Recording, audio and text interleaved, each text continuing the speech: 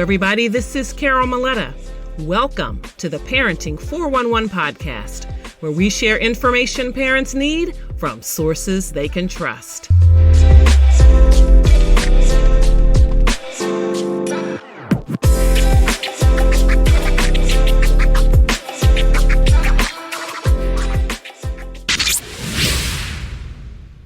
According to a parent survey by Public Opinions Research and Impact Strategies, about half of parents stated that their children have struggled with reading at some point in their education.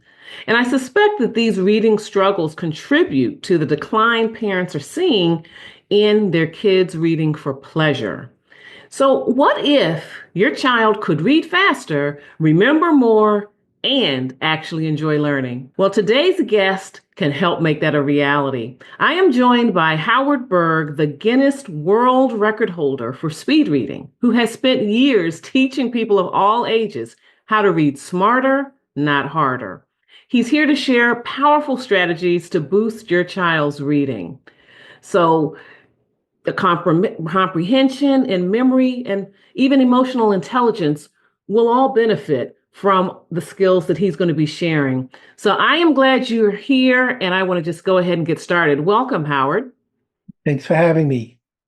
Absolutely. So as I shared, you hold the Guinness World Record as the fastest reader. So why don't you share with us what first led you to develop that skill and how parents can start helping their children read faster while still understanding what they're reading? Well, it started when I was young. I lived in the projects in Brooklyn, which was like West Side Story without the music and dancing. I met Bernardo. He had a knife, and that's for real. I had an ice to my throat. I was beaten with bats. Wow. My dad was pistol whipped. It was a fun place to grow up. But there was one safe place, the library. Apparently, gang kids do not go to libraries. Have you ever been in a library and seen a gang convention? You Can't never say I will. have. Wow. No, Wow. and I figured that out at a very early age. So I read a lot, and I read college level when I was 11 because I read a lot. It wasn't a choice. It was read or get beat up. And I thought the worst thing with reading is a paper cut. So I was willing to risk it. And I got really, very good at it. I was at 3,000 words a minute when I was 11. And then when I went to college at 17, I went to the State University of New York, Binghamton, to major in biology. When the second half of my junior year, I get interested in learning and the brain. So I told the dean, I also want to major in psychology. And he looked at me, he said, you're a second semester junior. You've had no psych courses. You'll have to do the whole 4-year program in 1 year and finish the bio program at the same time. You'll need 6 science courses a term, 2 4-hour labs. Lab reports took 16 hours on a slide rule. And I had 3 jobs. I was working 18 hours a week. And he looked at me and he said, you're not smart enough. And that's when I realized they don't teach learning in school. They tell you what to learn. They tell you why to learn. They'll tell you what happens when you don't learn. But they won't tell you why you hear a song on the radio once. And you remember it your whole life. And then you read the 7 Habits of Highly Effective People and you don't know any of the habits. So there's got to be a way to learn things that matter. I got to 80 pages a minute. I did the psych program in 1 year. I got in the 99th percentile in the GRE for biology, reading 48 books in 3 nights, like genetics and biochemistry and cell physiology. And then I had a school where my students at 11 were acing college classes using AP tests in 1 week. And that's what we'll talk about. Let me ask you, so when you were reading in the library, spending so much time, were you trying to just read as many books as you could? Like, how did the speed come about? I know it was a safe haven for you to be in the library reading, and you were learning a lot. How did that come about, the speed? If you do something over and over again for many years, you get better at it than if you don't. If you want to be a better swimmer, swim more. If you want to be a better ball player, play more ball. You're not going to improve watching other people doing it. And I had a natural ability, plus I was doing it a lot. And I didn't read light reading. I was reading books like mythology when I was 7. I studied all the mythology. I studied astronomy when I was 7, Mm-hmm. and I was lecturing on it when I was 8 at a planetarium. Mm-hmm. So I was always inclined to read and learn. I always was interested more in nonfiction. Mm-hmm. How do things work? Why are we here? What's the purpose of certain things that we see and do? Mm-hmm. And my curiosity actually is why I majored in science. I had a lot of questions. What makes something alive? So it sounds like you're saying just the repetition pretty much is Yeah, what.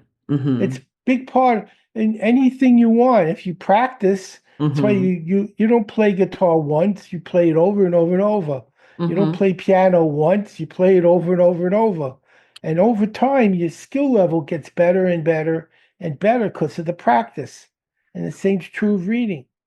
Well, it's interesting, particularly with young children when they're beginning to read. It's also the concern of making sure they comprehend what they're reading and can recall what they've read. And then as time goes on, they are to perform a task or do something based on what they read. And so, what do you say to parents that kind of have a problem balancing reading fast with being able to perform those tasks afterward? Well, I took graduate courses on how to teach reading. You don't teach speed reading till the 6th grade Hmm. because the first 3 years of school is how do you read? Okay. The first year you read to learn is 4th grade, which Hmm. is where all the problems start. All the students who can't read, they're not just having a reading problem. They can't read history. They can't read science. They can't read English. And they're falling further and further behind in everything now, not just reading. By Hmm. the time you're in 6th grade, you've had 2 years. So English isn't a foreign language anymore. You've Hmm. built the vocabulary. You have an understanding, at least at an elementary level, of the language. So now you can speed it up. It's like swimming. You don't go in the deep end if you can't float in the shallow end. It's not a good idea. And Hmm. so I tell parents what we do teach young children is study skills. Okay. How do you learn? How do you learn letters and remember them? Don't just teach them letters. How do you remember them? How do Hmm. you understand it? How do you apply it? What do you do if you're confused? And by teaching learning skills first, which is what we did in my school, we taught no subjects till they learned how to learn. Now they Mm. can do college courses at 11, but no school teaches learn. I'll tell you another mistake schools are making. You can't fix it. Hmm. School is based on time. Hmm. First year, second year, third year. So if you get a C or a D, you go to 2nd grade. You get a C or a D, you go, but you never learned how to count or to read. They gave you a D. But Hmm. all right, you got a D, you can go to 2nd grade. My school didn't do that. It Hmm. was based on performance. When you Okay. got an A, you went to the next skill. When you got an A, you didn't go anywhere till you got an A. You don't Hmm. want a pilot got a C minus in landings. You don't want a surgeon who got a D plus on heart surgery. You Hmm. want an A. There's no Hmm. such thing as B, C's, and D's. You either know it or you don't know it. So we Hmm. had kids do one kid did high school biology in 1 week, the whole thing at 10 years old. How do we test them? 300 essays. Explain the genetic code and how it works. Hmm. 300 essays like that, got them all right. If you could do that in a week, you finished high school bio. But when you didn't get it right, we never gave them the answer. We Hmm. gave them clues. We Hmm. showed them more information to help them begin to think clearer. And if they got it wrong, we gave them more information and more information. We never gave them the answer. They'll never learn how to think. If Hmm. when they make a mistake, you tell them what they did wrong. You teach them how to figure out what they did wrong at a very early age. And you're learning to think and be a leader Hmm. and analyze and solve situations. That's not what school does. Got a D, you're in next grade. You got a C in an addition, we'll put you in the next grade. So what happens? They get to high school. They can't add, they can't subtract, they Hmm. can't multiply, they can't divide, they can't read. And I had kids taking physics that couldn't multiply by 10 and they were 19 years old. And I know they couldn't because I quizzed them 1 times 10, 2 times 10. Right. Nobody in the class can multiply. How do you learn physics if you can't multiply by 10? And Mm. that was the problem. And they just pushed them and pushed them and pushed them with no skills and no understanding. And that's the problem every parent faces. And they're not going to fix it in school. You need to fix it for your child. You have to be there and realize your child has a deficiency. And they're Mm-hmm. not going to fix it in school. In fact, they make more money when your child is special ed. They get paid more. So there's no incentive to take them up. They make more money. It's a business. There's more money in special ed than not special ed. So you're talking about the work that needs to happen at home with the parents. What would you say to those parents who feel like my background, I'm not a teacher the way you're talking about. How do I teach my child how to learn? And then, of course, transfer that to reading. What would you say to parents that feel like I don't have the background? I don't It's know. right. They're right. They're correct. That's why I have a program. They take my program and they learn it. And then they teach little skills from my program that'll help their kids. I'll give an example. One of the big challenges parents have, and you mentioned it, many children don't like to read. They Right. really don't like to read. And they say, well, what am I supposed to do? My child hates to read. I said, well, my son hated to read, which really bothered me because of what I do, but he detested reading. Hmm. I made him devour material. And I'll tell you the secret. I found what he did like. He liked video games. Hmm. And so I got him a subscription to the Sony video game magazine, which told him how to beat every game he owned. And he waited at the mailbox every month for his magazine.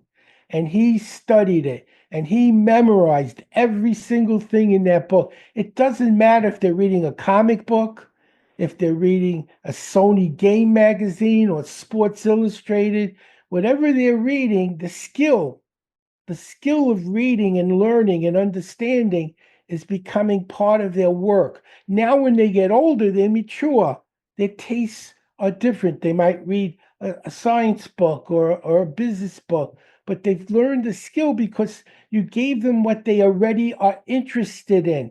And it Hmm. doesn't matter if it's a comic, it doesn't matter if it's Dr. Zeus, it doesn't matter. What matters is what's your child passionate about? What is it they want to know already? Maybe they want to learn to be a better ball player. Maybe they want to learn how to be good with other people. Whatever it is, whatever their passion is, there's something written about it. And you read that with them. Hmm. And then there's no pushing them. They want that information. They're passionate for that information. And the fact that it isn't what you would rather see them reading is irrelevant. It's reading. And the Hmm. skill is the same. When they get older and their tastes evolve, they'll pick better than they are now. But they're children. So we have to meet them where they are, not where we wish they were. And if you do that, you'll get better results with even a child that hates to read.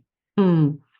Well, let's talk about something else too that we touched on, and that is memory. I know that you've trained students, military forces, and just professionals with memory skills. So, Yes. what are So some simple memory techniques that even young children could start using to remember what they learn in school? I'll actually give you one and not talk about it. So it'll Okay. be, and the parents listening, this is one I did this with my grandkids when they were 3 and Hmm. they mastered it in 4 minutes. So it's that simple. They were smart kids, but still, they were 3 years old. There wasn't a 12-year-old. Hmm. I'm going to give you 10 things to remember, and I won't show you how. And you know what? You won't be able to. But this is step one. So you do this with your child. So I want you to remember pole, shoes, tricycle, car, glove, gun, dice, skate, cat, and bowling pins. And I'm willing to bet you don't remember it, and neither will they. But that shows you how their minds work now without a system. Okay. Now I'm going to teach you a system. And everything I just taught you, you'll remember, and they'll remember, even as young as 3, in about 3 or 4 minutes with no effort. And better yet, it's like a game. So they don't even know they're studying, they think they're playing a game. Hmm. So a few rules here. One, you only remember 10% of what you read. That's a big problem. People think reading is learning. It's not. You could read a calculus book. You can memorize all the equations and then fail. You have know what to do with them. You don't have to solve a problem.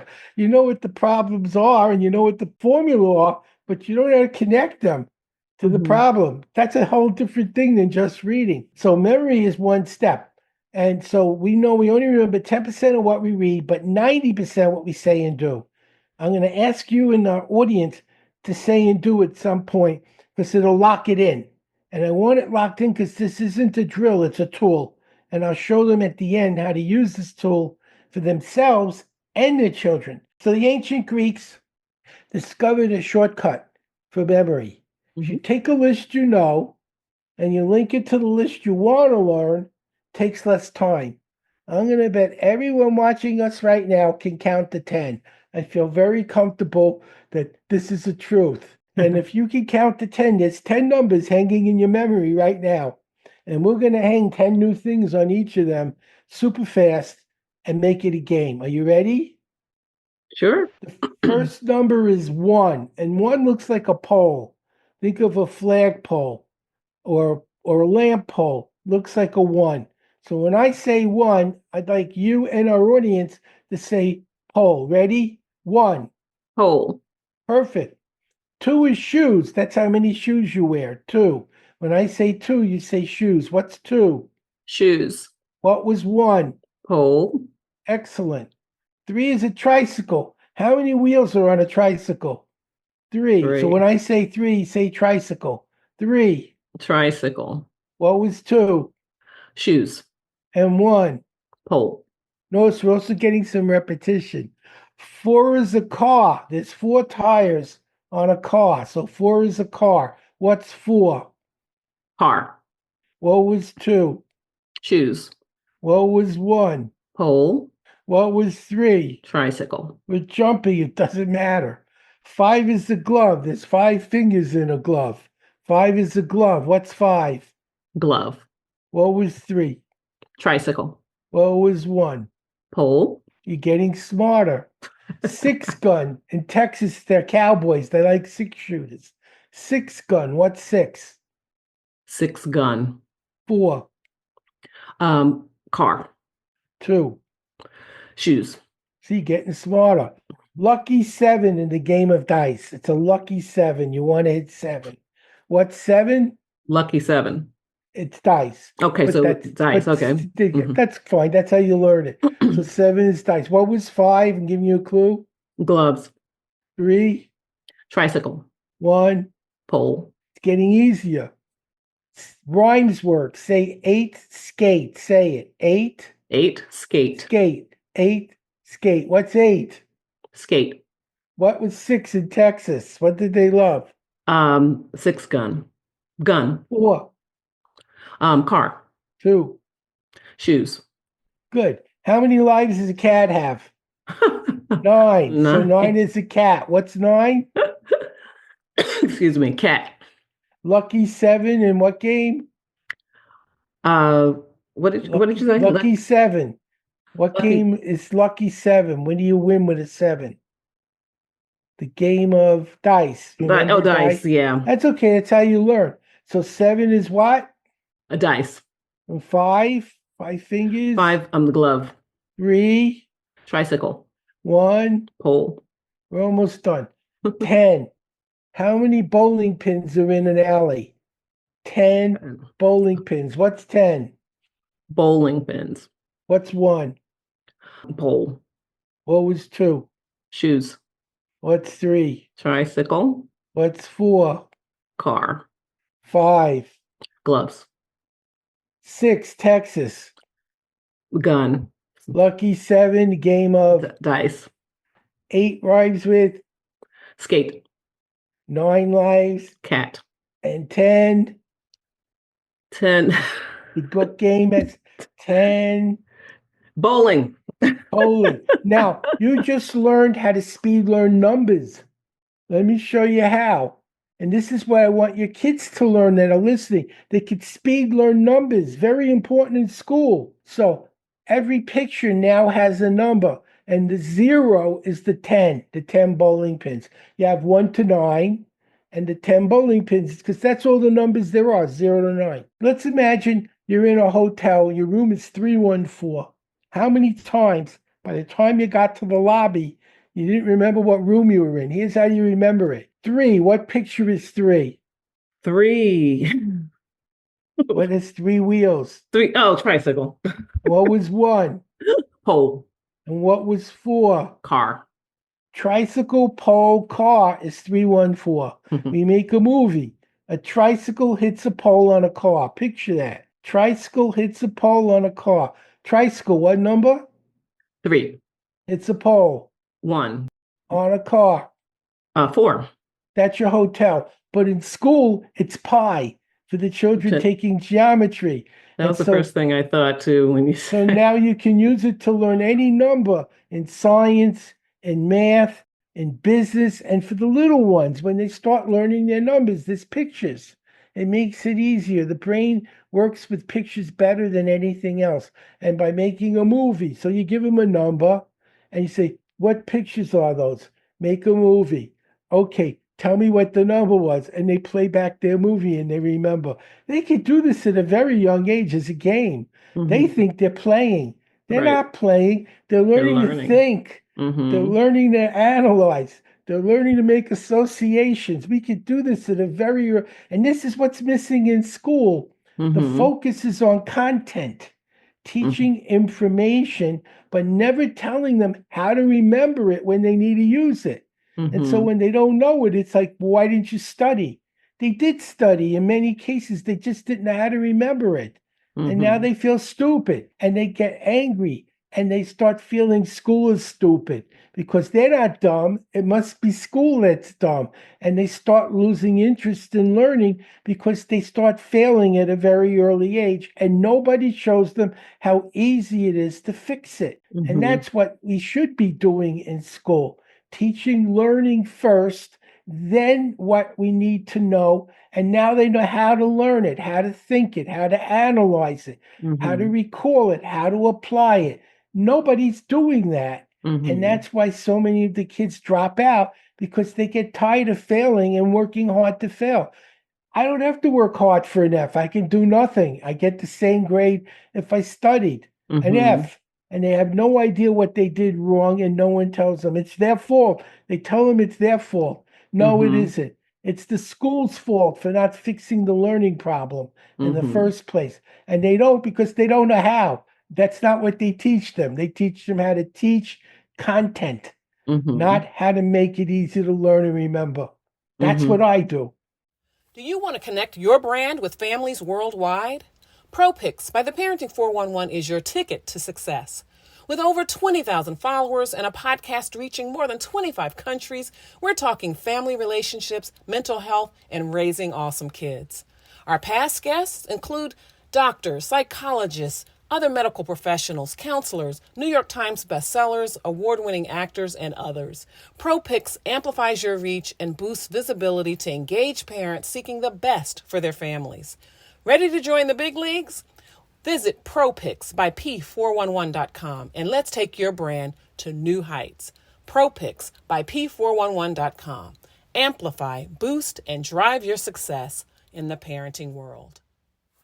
And I guess really too, making the content meaningful to them as well. I mean, Yes. why they need to know this. Thank you. How many times did they give you a book to, why do I, especially in college, why do I need to learn? Because I said so. Read the book because I said so. They never explain to you how many people watching use geometry in everyday world or algebra or calculus. It isn't that it doesn't have any purpose or meaning. They never told you what to do with it. Right. Half the things you learned, they just forced it into your brain and never made you have a reason to want to know or use it later. So what did your brain do? It's useless. I'm going to delete it. I don't need to carry around useless. And it wasn't useless. Can I give one story about that? Sure.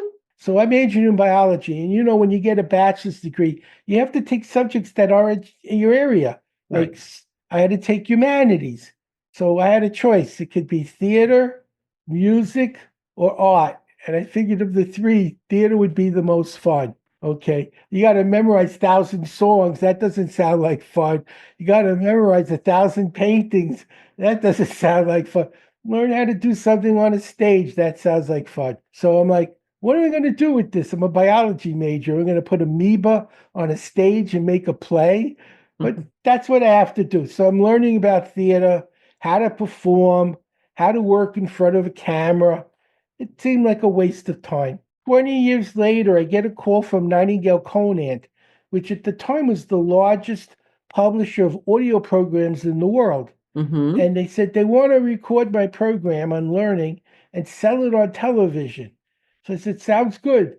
So I go for the commercial. No script, no rehearsal, no practice, Mm-hmm. no editing. Mm-hmm. They did what you're doing. They sat next to me and asked questions for 28 minutes and 30 seconds. And the way I answered them made people buy or not buy. Mm-hmm. And it made $65 million. How Wow. did I do that? I learned theater.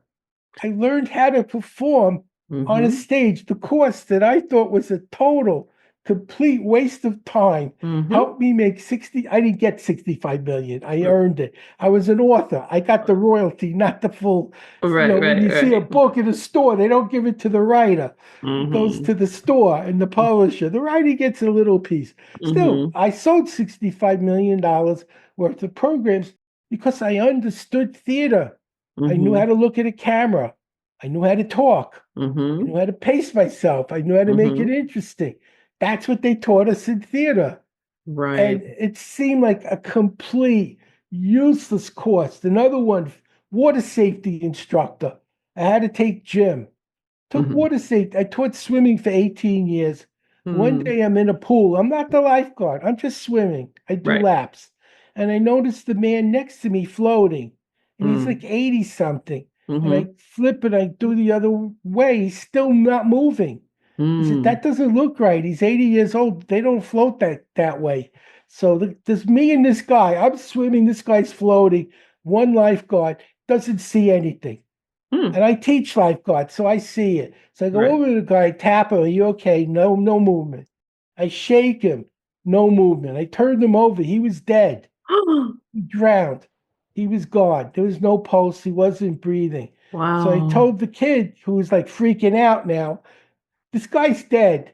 Wow. I'm a water safety instructor. We're going to do this together. Get in the pool. We got to get him out. They're dead weight, literally. They're Mhm. dead weight. We Mm-hmm. pull him out of the pool. I'm doing the heart compressions. He's doing the breathing. His heart started. He began to breathe. And when the ambulance came, this dead guy was alive. From a 1 credit science gym class, Right. from a 1 credit gym class 15 years before, I got a person back to life in a Mm. pool. I wasn't even the lifeguard. Who would have thought a 1 credit gym class would save a life? Mm-hmm. 15 years. That's what's wrong. They need to show them what they're learning means something. It has value. You're going to use this. You may not see that today, but here's some of the things that might happen tomorrow. Mm-hmm. And now your brain says, you know what? I really should know this. When I'm teaching about disease and biology, and they're like, oh, we want to learn this. Well, you know what? When you get sick, you might want to know what went wrong and how to fix it. And you know what? You're going to get sick if you live long enough. And if you don't, it's because you got sick. Well, I tell you, something else that occurred to me while you're talking about this as well is about persistence when the learning is challenging. And, of course, that's really an element of emotional intelligence, right? And that plays a big role in learning, because I think you also teach about this as well, but helping students, children, stay calm and confident during tests. Particularly they've prepared, and how they can stay calm and access what they have remembered, and how that can impact their learning success. Great question. In fact, the problem is a lot of them don't stay calm and relaxed. Exactly. And they see a question they don't know. It's like, oh my God, I'm gonna fail. I'm gonna fail. And what's their brain here? You're Right. failing, you're failing, you're failing. And the more they Exactly. think it, the more tense they get, the more they think I'm failing and they can't answer. So I'm going to answer your question several ways. First, I'm going to show EQ in general, and then I'll give some specifics they can use with their youngsters now. Mm-hmm. So I'm going to control your mind. And I'm going to control the mind of every parent watching right now. I'm telling you I'm going to do it. You know I'm going to do it, and you can't stop me. It's just by saying something, and you won't be able to stop me. Mm-hmm. Watch. Don't think of Mickey Mouse eating pizza. What just popped into your head? First thing. Mickey with a slice of Eating. pizza. That's a language pattern. Now, imagine if you use language patterns like that to get your child into a positive state. Here's what's going on in a lot of kids. They're asking, why am I a loser? Why do I have to learn this? This is stupid. I mean, you probably heard that a million. This is stupid. Why do I have to? What does their brain hear? Don't learn this. It's stupid. And what does their brain do? They study, and what happens? They delete it. Why? Mm-hmm. You told your brain it's stupid. Why would your brain want to learn it? What if you said, how can I learn this faster? How can I learn this better? Mm-hmm. How can I understand what I'm learning and make it easier to understand? Your brain is a computer. The things that they're saying to themselves while they study are making the difference between sabotage and success. And too many kids read and say, this is stupid. I want to go out and play with my friends.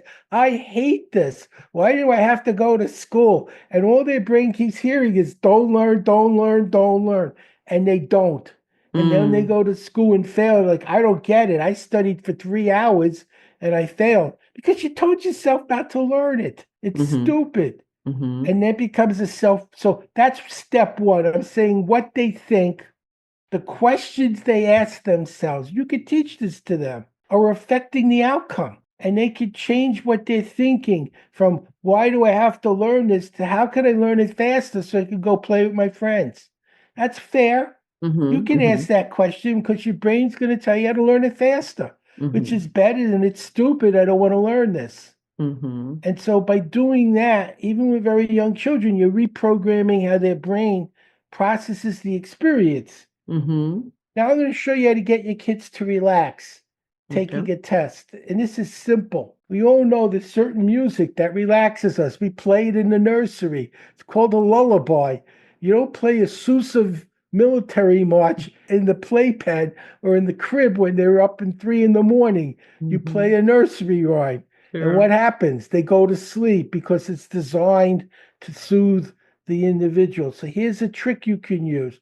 You play something like a lullaby for a couple of minutes and then tell your child, gently squeeze your right thumb and say, I feel relaxed. Because they do. They're listening to a lullaby. You do that every day for 90 days. Every time they hear this relaxing lullaby, I feel relaxed. And they do. Now tell them when they go to school and take a test and they want to feel relaxed, all they have to do is squeeze that thumb and say, I feel relaxed. It's like the bell that Pavlov used with the dog. You're transferring the state of I feel relaxed to squeezing the thumb. Instead of the bell, you're squeezing the thumb and saying, I feel relaxed. You're conditioning, and it takes 90 days to do this. And you're conditioning their brain so every time you do that, they feel relaxed. Suddenly the tension, the fear, the anxiety, it went away because their brain is remembering how they feel after a lullaby. And there's all kinds of strategies like that one that parents can use to help a child focus, concentrate, develop healthier attitudes about life. We don't have time to do every one of them, but I'm demonstrating that it can be done and should be done. And lots of the problems their kids have is not intelligence. Most kids can learn. They don't want to. They're not interested. It's boring. They're not motivated. Your job is to create that zeal. And part of the problem is most of us, when we finish school, all we could think, and this is even college, thank God I'll never have to read another book or take another test. What a shame that people with the highest level of education despise reading and learning.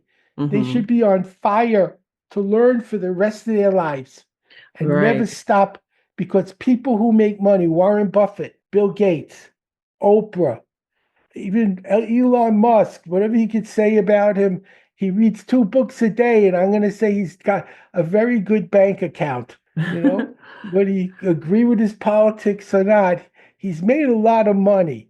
And the Mm-hmm. reason these people make money is they read, and they're Mm-hmm. not reading novels. They're Mm-hmm. learning skills. They're Mm-hmm. learning things that make money. And Mm-hmm. that's how successful people become successful, by Mm-hmm. learning. Most people want more money. They work more hours or they work more jobs. That isn't how you get rich.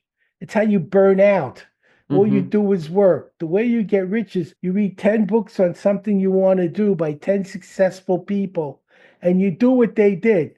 And you say, well, how am I going to read 10 books? I taught a 84-year-old Ruth Lubin to read. She read 3 books in 3 hours the next day, 84. So in 3 days, you read 10 books. And now Mm. you know how to do something you want to dream of. Now, your Mm-hmm. kids aren't going to read 10 books in 3 days, Right. but they'll be able to read a book day or two very easily. And Mm-hmm. over time, it becomes a passion Mm-hmm. because they begin seeing benefits Mm-hmm. and more benefits. And when you Mm-hmm. see a benefit, you want to do what makes that benefit. Mm-hmm. One story, my grandchild, when he was in school, he Mm-hmm. started a power washing business. He's in high school. Okay. $5,000 a weekend to do power washing. Mm-hmm. He didn't have to mow lawns or clean windows. He made $5,000 a weekend when he was like 15 years old doing power washing. He had a brain. Mm-hmm. How did he do it? He read books on power washing and watched videos on YouTube. Mm-hmm. He borrowed money from his father and he bought the equipment and he paid his father back after the first day because he Mm-hmm. made $5,000. Wow. And he had a company. Mm-hmm. And that's what children need to learn how to do for themselves at an early age, not rely on someone else. Rely on yourself because there's no more job security. With Yeah. AI, jobs are going to disappear left and right. The people who are going to make money and succeed are people who can think. And that goes back to, I think, what we were talking about in the beginning about and how to cultivate this love of learning and set the stage for lifelong learning with children is to tap into their interests and show them that to learn more about what it is that they're interested in, reading is an avenue. So, yeah, I Like your think. kids in Little League, you show them how to read a book on how to hit a ball harder, and they Mm-hmm. get a home run. They're Mm-hmm. going to love reading. Mm-hmm. Mm-hmm. Whatever it is they want to do, there's a book. Right. And have them That's for learn it. sure. That's And, that is for sure. and they see the results and they want more. Hmm. So, how can we follow you and all the work that you're doing? Thank you. I have a free gift for everyone. Okay. It's Howie Book. It's www.howiebook.fun. That's easy. Howiebook.fun. It's a book on learning and it's Mm-hmm. free, no charge. I Mm-hmm. also have a monthly class on how to read faster, and it's howiereading.live. Howie Reading. And so I am personally teaching. They got the fastest reader in the world, mentoring you on how to learn. Now you know how to do it. Teach it to your kid. And if you have older kids, I'm Mm-hmm. saying not kindergarten, but you Sure. got kids in 6th grade or older, and some of you do it with them. Don't just take the course, take it with your kids. Mm-hmm. And they'll Mm-hmm. learn it together as a family on the Mm-hmm. computer. And you'll be amazed. You watch your kid in 4 hours, they'll read 100 to 400% faster.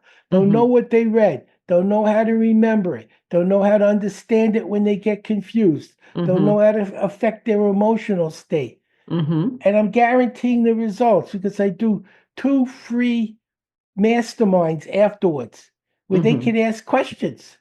Right. So if you're having a problem, I want to make sure you don't buy the program, you learn the program. Right. And that's what a good teacher should do. They should make sure you're learning, not just paying money.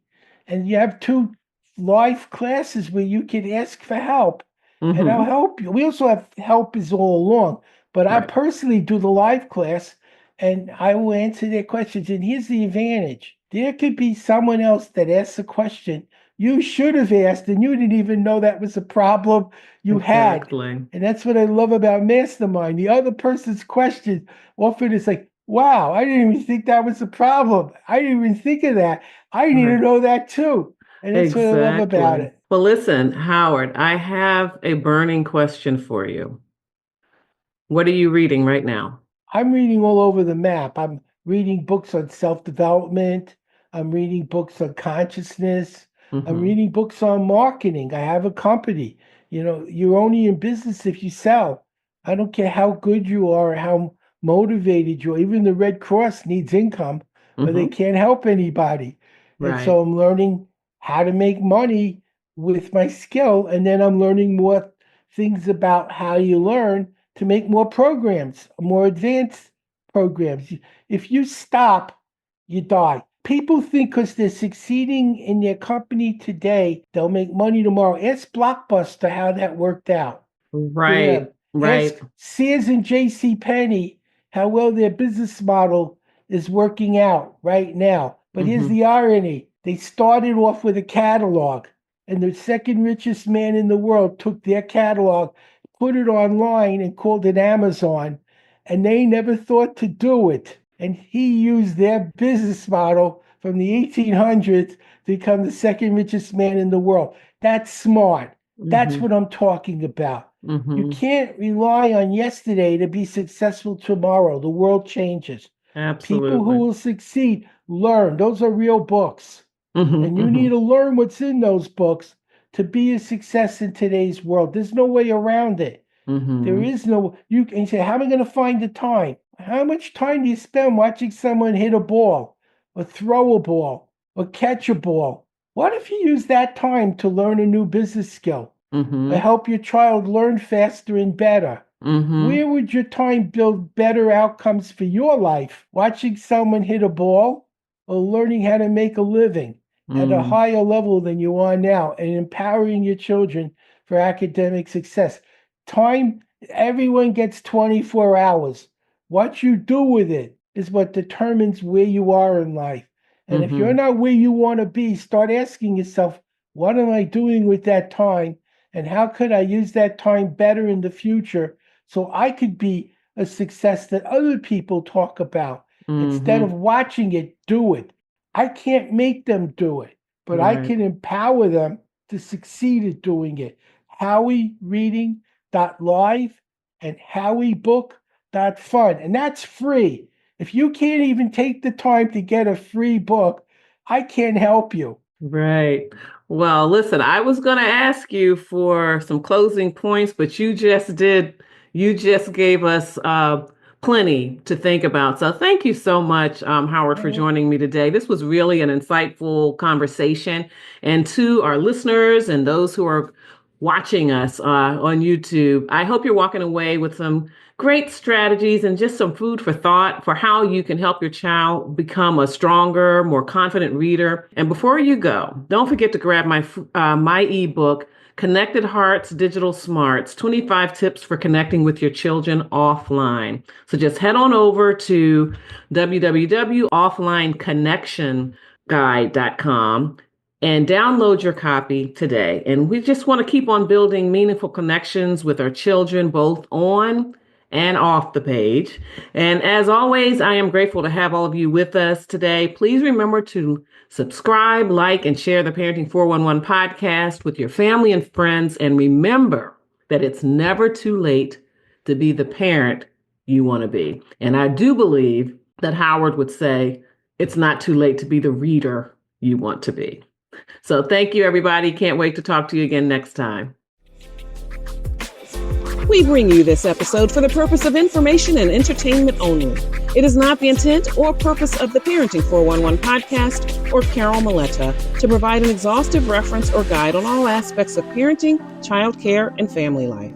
You are strongly encouraged to read all available information, consult medical or other appropriate professionals, and pursue all reasonable means to learn as much as possible about parenting to complement what you gain here, and then tailor the information to meet your individual needs. Yes, parenting is a serious matter, though it is not an exact science. The context and insights offered in this and every episode represent an account of knowledge and personal experiences of the host and any featured guests for the viewers' and listeners' information and consideration. The host and guests do not guarantee to our viewers or listeners any specific parenting outcomes from this episode or taking actions described here.